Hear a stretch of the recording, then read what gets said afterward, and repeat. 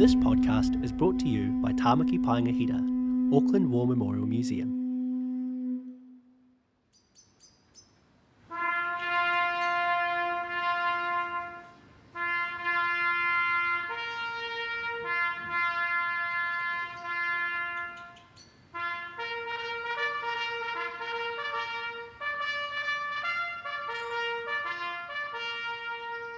On the morning of the 25th of April 1915, 16,000 members of the Australian and New Zealand Army Corps landed at Gallipoli.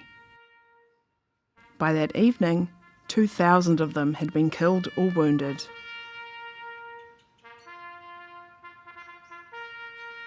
"110 years later, the Gallipoli campaign remains one of the most defining moments in Aotearoa New Zealand's history.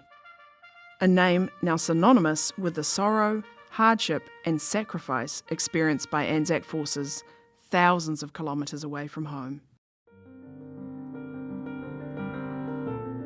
Anzac Day may have begun as a remembrance of those who fought at Gallipoli, but it now stands as a day to acknowledge all New Zealanders who've served, across every conflict, in every capacity. It's not only a time to honour those who gave their lives, but also those who returned home, often carrying the unseen weight of service. At Auckland War Memorial Museum, we're committed to telling the full story, recognising not only the First World War, but all theatres of war and peacekeeping operations New Zealand has been involved in, past and present. From the South African War to the Western Front and more recent deployments in Bosnia, Afghanistan and East Timor, our aspiration is to ensure that all service, all sacrifice and the stories of the whānau who stood beside them, in hope, in loss and in love, are woven into our remembrance. Auckland War Memorial Museum opened in November 1929, built in part with funds raised by Aucklanders who wanted a place to honour loved ones who didn't return from the Great War, and to acknowledge the physical and emotional scars of those who did. Nearly a century on, we continue to uphold that commitment.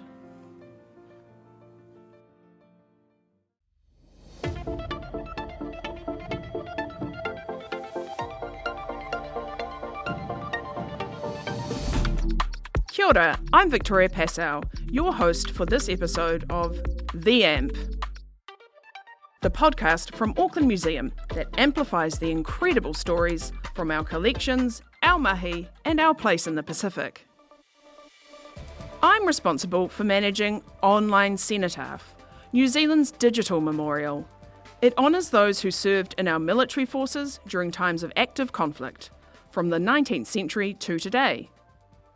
Accessible to all, Online Cenotaph brings together service records, photographs, personal stories and tributes, offering a meaningful way to commemorate and connect with New Zealand's service personnel.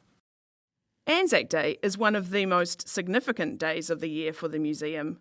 So in this episode, we're heading behind the scenes to find out what goes into preparing for such an important day and reflect on what it means to be Auckland's War Memorial Museum.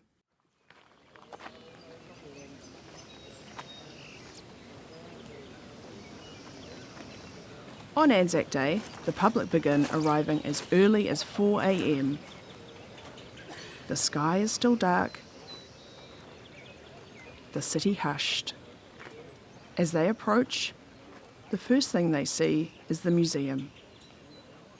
Glowing in poppy red, a beacon of remembrance on Pukekawa, Auckland Domain, standing sentinel over the city. It's a powerful sight, quiet, solemn, and deeply moving. Preparing for this moment takes months of planning and care. Our property services team work year-round to keep the museum in pristine condition, as dignified and striking today as it was when it opened in 1929. Kia ora koutou. My name is Carrie Hope and I'm the Facilities and Planning Team Leader at the Auckland War Memorial Museum. Property Services put a lot of effort into maintaining the museum throughout the year, but our largest day of the year is Anzac.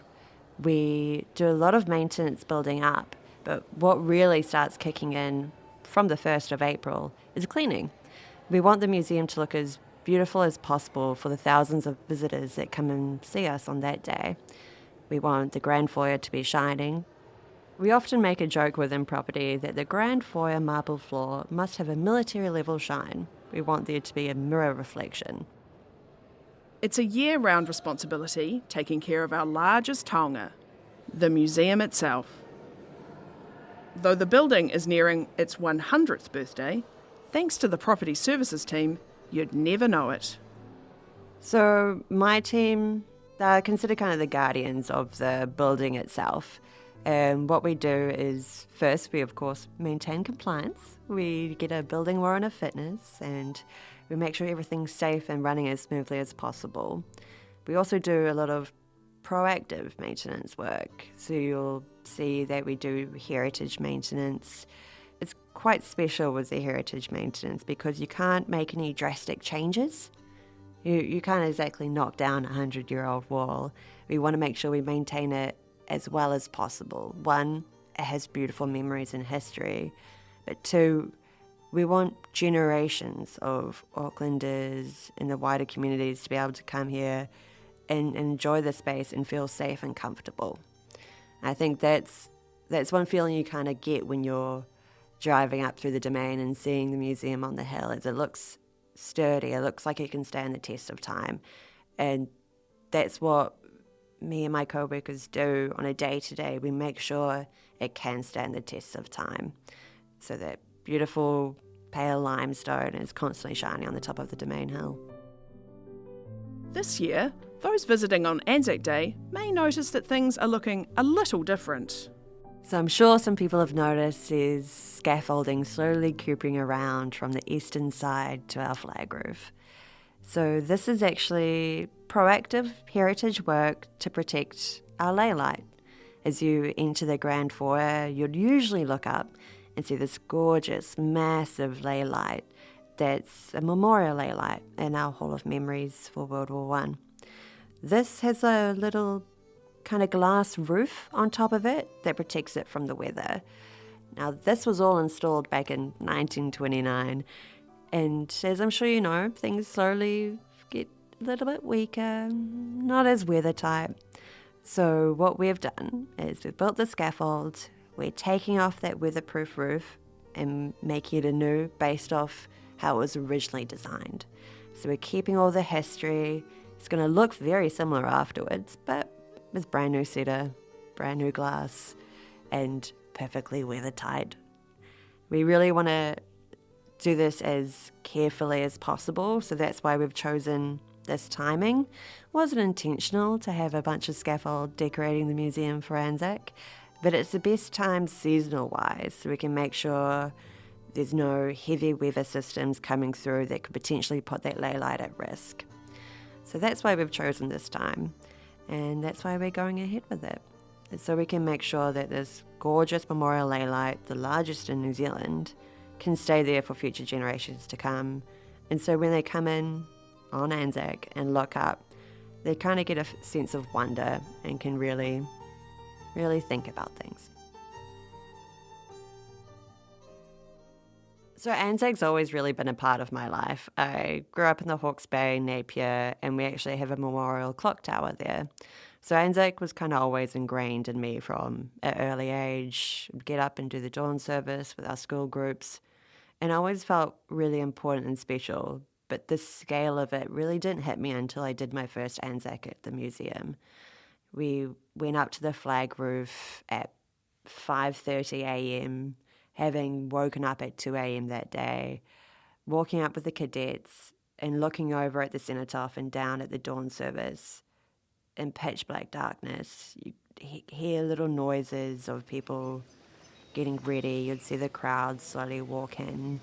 And then just as the sun starts to rise, we'd raise the flags. and then you'd have your moment of silence, and then these amazing, large, noisy airplanes would come really close down. Almost feels like they're going to hit you on the flag roof, but they don't. It was a really special moment, kind of looking over at all the people that'd woken up so early to really commemorate and have a moment of mindfulness, quiet contemplation about all the people that had to or chose to go out to not just defend their nation, but I guess also make sure that those they loved would be okay. It was a really special moment, and that's what we should continue going forward. And that's why, myself and my team really like to put as much effort as possible. So when people do come, they don't have to be distracted by, oh, what's that damage on that wall or anything like that. We want to make sure when you are here, you are taking that time to think through those things and go to the Hall of Memories and experience those marble tiles with those names and think about it and appreciate it. So it's something that's really close to my heart, and I'll continue doing Anzacs each year because it's a really beautiful moment. Our War Memorial role is permanently enshrined on the museum's building itself. Carved in stone, etched in glass, and embedded in its very foundations. Inside and out, the architecture tells the stories of Aotearoa's engagement in both World Wars. But our responsibility as a war memorial extends well beyond the building. It lives on through our collections, our research, and our commitment to keeping the histories that surround New Zealand's role in peace and conflict at the forefront of our collective consciousness. I'm Gail Romano. I'm Curator War History here at Tamaki Paenga Hira. Gail works with medals, textiles, and other memorabilia that relate to our war experiences. Year-round, she works to surface stories that may not have been recorded in formal histories, helping preserve the memory of our service personnel for future generations. She works closely with me and the online Cenotaph team, helping to ensure that these lives and legacies are remembered, recorded, honoured, and accessible to the public. The museum's role as a war memorial is active and ongoing, not just something carved in stone, but lived every day through our mahi. Hooray! Stand up! Peace! Throughout the year, we host formal protocol events and ceremonies, welcoming visitors from international defence forces, dignitaries, and veterans. These include wreath-laying and other commemorative services that form part of our calendar, like Armistice Day. Our commemorative role is more than symbolic. It's a formal responsibility, recognised in the Auckland War Memorial Museum Act 1996, which enshrines our duty to honour and remember all those who have served. Well in advance of Anzac Day, the preparations begin. So every year throughout the year, we receive various medal offers, which I work through during the year and we acquire. And beginning in January, usually, we start the process of preparing that year's donations to go into our medals gallery tohutoa, which is in Pomomahara on the second floor. They go into those secure drawers in Pomomahara in time for Anzac Day so that visitors can see the newly donated collections. And following Anzac Day, usually the weekend after, we have a donors' afternoon tea for those for the year's worth of donated medals, and that's our way of honouring the recipients of the medals through their families, but also the families who have entrusted us with caring for that particular memorabilia. For me, it's always about empathy and compassion, really. It's actually reflecting on how experiences like that have a long shadow, and it reaches into all corners of our social fabric, and many people are affected by it. So those memories psychologically, emotionally, even physically in a number of cases, continue from one generation to another. Memory is a very strong and powerful thing, and we all know that memory can change a little bit, but those core feelings, those core emotions remain. And of course, all of those impacts, even if they affect individual families or individuals, they also spill over into our social environment.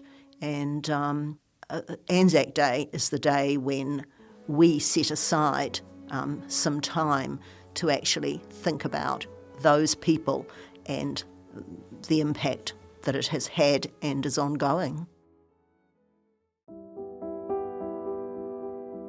With the building ready, the stories within ready to be told, the museum is set to welcome the thousands and thousands of people who will come to commemorate with us. At the heart of Anzac Day is the dawn service, a moment of stillness, reflection, and shared remembrance. Museum staff begin arriving as early as 2 a.m. It's a carefully coordinated effort to ensure everything is in place, from technical setups to ceremonial protocols. It takes a lot of teamwork and more than a little coffee. But there's a strong sense of purpose that guides us. Many hands working together make it all possible, and that spirit of kotahitanga is felt across every part of the morning. I'm Matthew Crumpton. I'm the Head of Visitor Services here at Tamaki Painga Hira, and I also have the title of Protocol Officer. Matthew and the Visitor Services team work with Auckland Council, the Auckland Returned and Services Association, and media to make sure the ceremony runs with military precision. From wreath laying to the minute of silence, there are long-standing protocols that must be followed each year. Being on the cenotaph, that is consecrated ground, and it's very important that the protocols around that are respected, and the RSA play a key role in coordinating, but also making sure that the solemnity of the occasion is adhered to, and the right processes and steps taken in the commemoration are acknowledged. Welcoming 10,000 visitors to the museum is no small feat, especially when you consider that on an average day we welcome 2,000 or 3,000.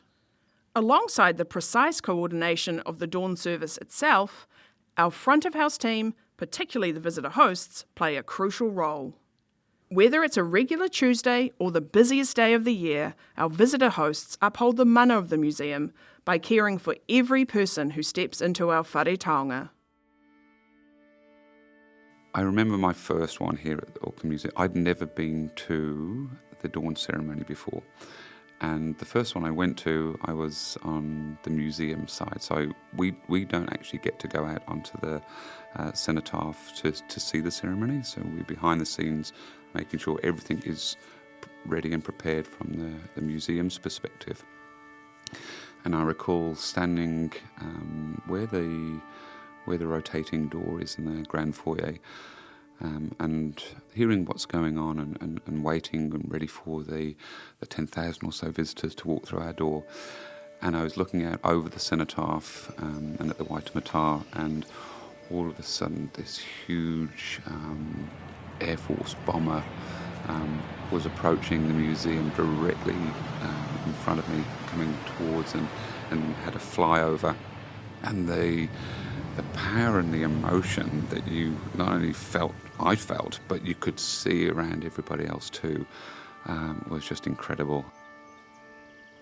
It was amazing. I was standing there, and it literally was flying towards us. There was a little bit of intrepidation because I think that might be coming straight towards us, because it was flying quite low.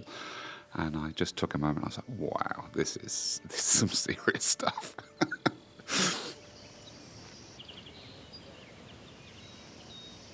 Veterans begin assembling from 4 a.m, gathering in the early morning quiet.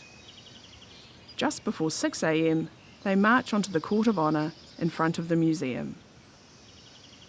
As the sun begins to rise, the service opens with a karakia led by Ngāti Whātua Ōrākei, grounding the ceremony in Te Ao Māori and Pukikawa, the whenua on which we stand. At exactly 6 a.m, the time of the initial landings at Gallipoli, the dawn service begins.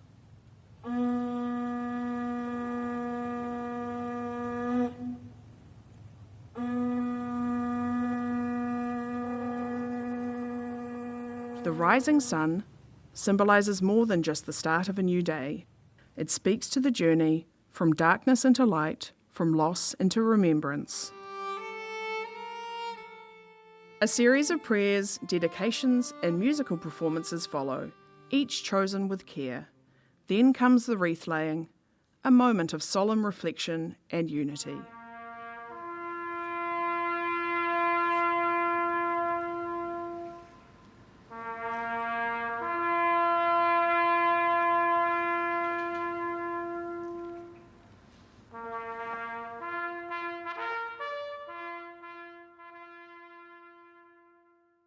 With that, the ceremonial protocols have concluded, but the museum's day is far from over.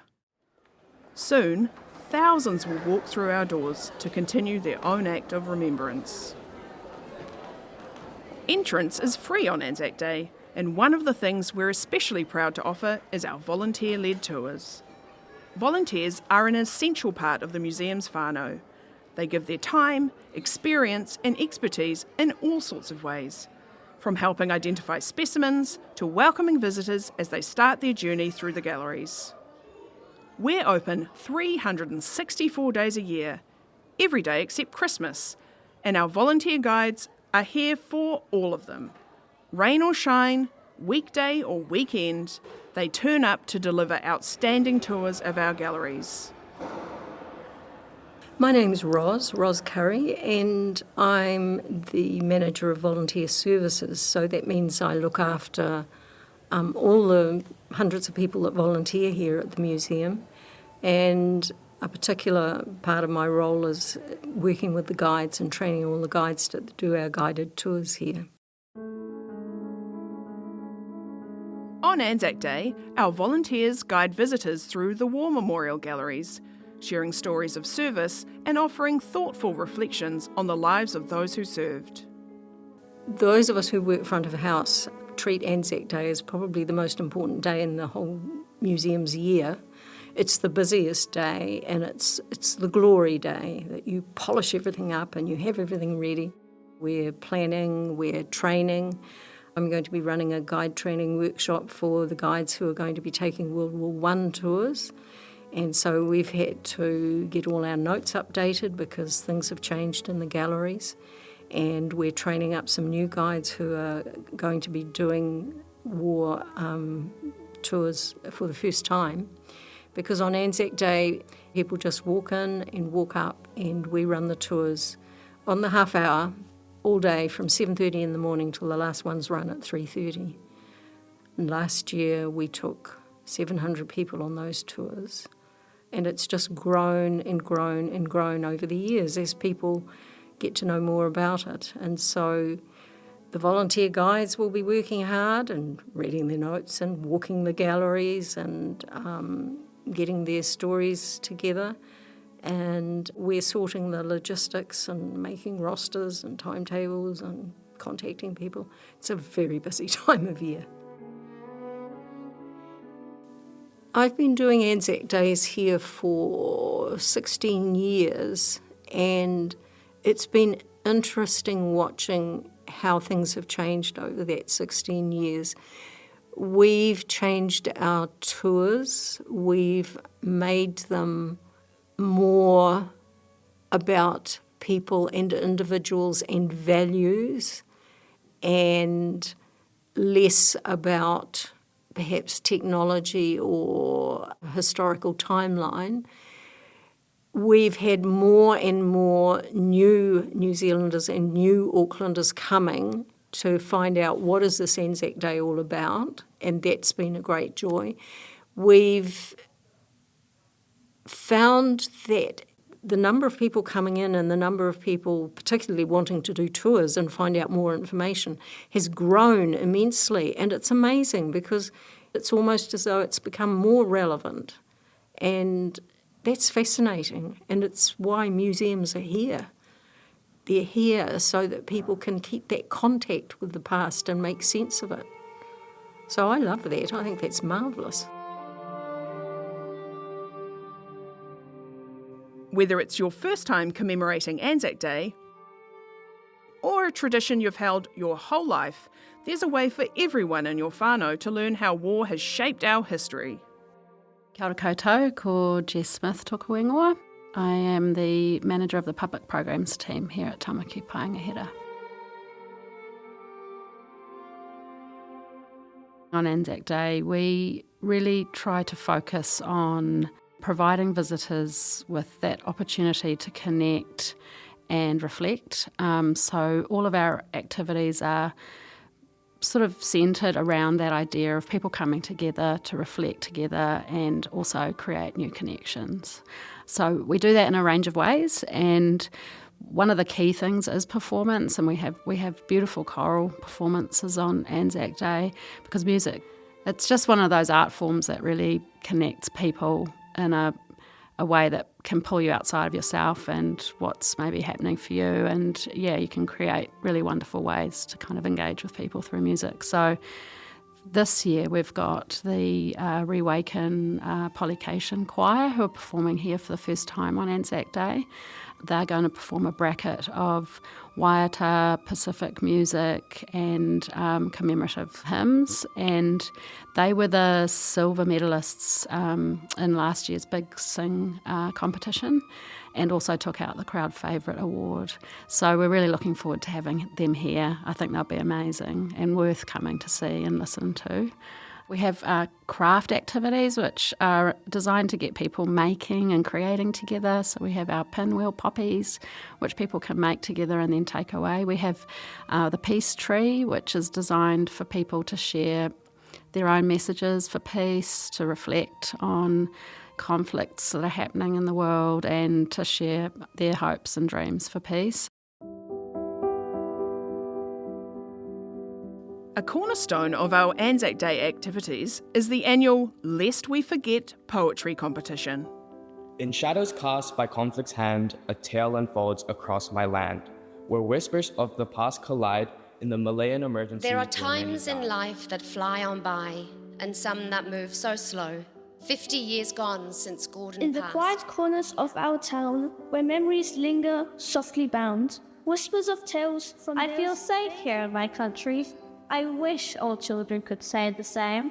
Why is life unfair? In the heart like of the that? East, a figure arose whose actions reshaped how our world flows. Now in its 19th year, the competition has long been supported by Michelle Mann, who sadly passed away last year. Her husband Eddie now continues that support in her memory. A tribute to both her passion and the enduring power of remembrance through poetry. Sometimes we receive from 75 to like 350 entries, so it's really, really popular. And we have people from as young as 6, 7, through to people in their 70s entering, which is lovely. And we have like the 3 categories. So we pick finalists from each age group, and the 9 finalists that get selected can come into the museum on Anzac Day and get to read their poem in the Hall of Memories, which is also a really lovely way for people to just, I guess, express their own kind of experiences or what they know from their family in terms of war connections, but also how they might be feeling right now about different things going on in the world. And yeah, we get a beautiful range of all sorts of people coming through for that, who aren't necessarily poets, but just really want to kind of give that a go and share their poetry on the day. It's a special privilege to work here at the museum on Anzac Day. Many people will have come as visitors, but our role is really to manaaki everyone on that day and ensure that, you know, the doors are wide open and that there's all sorts of touch points and wonderful opportunities for people to connect and reflect together. And so that makes it quite a big deal, really, for everyone in the team working on Anzac Day. It's a long day. So there's a lot of hard work. We have to wake up super early to get everything ready before the dawn service. But it's also like a day of camaraderie and, you know, it's enjoyable because we're all kind of working together and beautiful sentiment behind it. It's very much a collective effort. How I introduce myself is normally done in my Māori. Ko tarakeha te maunga, ko hokianga te moana, ko te ao pauri, ko ngāpuhi, ko te raroa te iwi, ko tau maui te hapu, ko kāmira te tangata. That's Bobby Newson. He's the museum's Tumu Heri Iwi Relationships Manager. He's also a Malayan and Vietnam War veteran. I came to the museum because I'm a veteran, and there's a place where I think it is recognised as a veteran, and it's some place that I feel at home with, and especially in memory of those ones that are my uncles and all the people that gave their lives, and we honour them in places like this at the museum.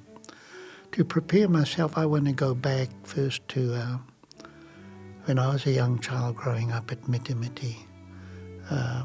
My uncle, who served in the 28 Māori Battalion, his photo, he never came back. He died over in Crete. And there was a photo of him with his medals, and that always hung in our lounge. And every Anzac, we'd take that down to the marae, and we'd have a service in memory of those that didn't come back. And so all my childhood days, I wanted to be like my uncle, because I used to look at him as my hero, and especially with all those medals and everything. And so, of course, I grew up in an area of comics and war movies and all that sort of thing, but we had no power, so there were just comics and pictures and things like that. So yeah, and later in life I joined the army, and I have got medals serving in Malaya and Vietnam, but at a cost. And my own life I'm still struggling with it now, but I think I've reached my goal of being like my uncle. I celebrate that, and it's a commemoration of the life of my uncle and those that served in the First and Second World War, and all those that served in the theatres of war after World War I and World War II, including Malaya and Vietnam. I prepare myself for Anzac Day by getting out photos of, I've just gone through that the other night with my family at home, of people that I served with and that are no longer with us. And so it's building up towards Anzac Day. Each evening, the museum closes with the last post echoing through the galleries. In recent years, we've added new layers to this daily act of commemoration, with Bobby also recording an opening and closing karakia, along with the Ode of Remembrance, adding depth, wairua and mana to the moment. I enjoy working here. I feel part of it, and I've been involved in the Anzac Day up here for many years. I'm enjoying today because there seems to be more a family type atmosphere where families are coming in. I admire them, because at 5:30 in the morning I find it hard to get up. If you ask me to come to work at 5:30 in the morning, but to see young people getting up with their children and bringing them here at 5 o'clock, 5:30 in the morning for a service at 6 o'clock, and then that's year after year after, and it just increases. While Anzac Day has taken different shapes over the years, one thing remains constant: people come to remember. It's humbling to hold space for that, and to support service personnel and their whānau in whatever way they choose to mark the day. It is a special day for me and for my family, and for lots and lots of families. I don't think there is a family in New Zealand that hasn't been touched by war. So we all commemorate it. I don't celebrate war. I commemorate it and look at the inscriptions written on this building, and look at the inscriptions written in the halls of honour in memory of them. I think Anzac is one of those few days that we want to stop and just remember them. Anzac Day may come to a close, but the work of remembrance continues every day. For those unable to come to the museum in person or who are wanting to continue their commemorations at home, we offer a place where remembrance never ends. Online Cenotaph was established in 1996 as a simple roll of honour. Today, it holds over 267,000 records of our service personnel from more than 40 conflicts, with particular strength in records from the South African Wars through to Vietnam. Since its redevelopment in 2015, the public has contributed nearly 200,000 pieces of new information, uploading images, sharing memories, and laying more than 1 million digital poppies in honour of those who served. This Anzac Day, rather than focusing on a single story, we're inviting you to share your own. Use Online Cenotaph to explore your connections, leave a note, or lay a poppy. On Anzac Day, my team is based in the Pomo Mahara Memorial Discovery Centre from 7 a.m. to 5 p.m, where we can help you with your research and finding whānau records, or simply guiding you through the stories held in the collection. Remembrance is something we build together. One story, one connection, one poppy at a time. We'll close this episode with the Ode of Remembrance, read in Te Reo Māori by Bobby Newson. A moment to reflect, remember and honour. E kore rātou e kaumātua tia, pēnei a tātou ko mahu e mai nei. E kore hoki rātou e koroheke tia, a hakoa pēhia i ngā ahuatanga o te wā. I te heke ngātu o te rā, tainoa ki tōna aranga mai. Ka mau mahara tonu tātou kia rātou. Ka mau mahara tonu tātou kia rātou. They shall not grow old, as we that are left grow old.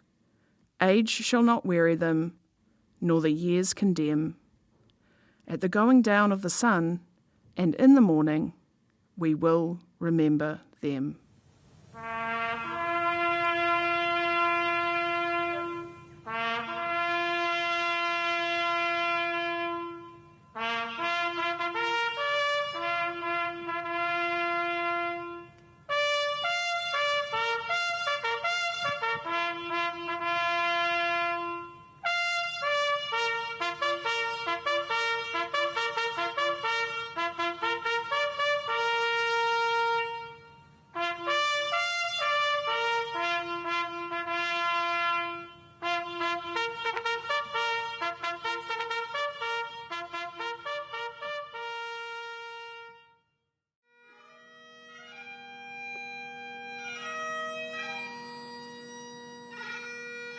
That was Anzac Day at the museum. Written by Steph Strock, Laura Skerritt, and me, Victoria Passau. Sound design by Mark Chesterman and Laura Skerritt. The executive producer was Teresa Cowie from Connect Content.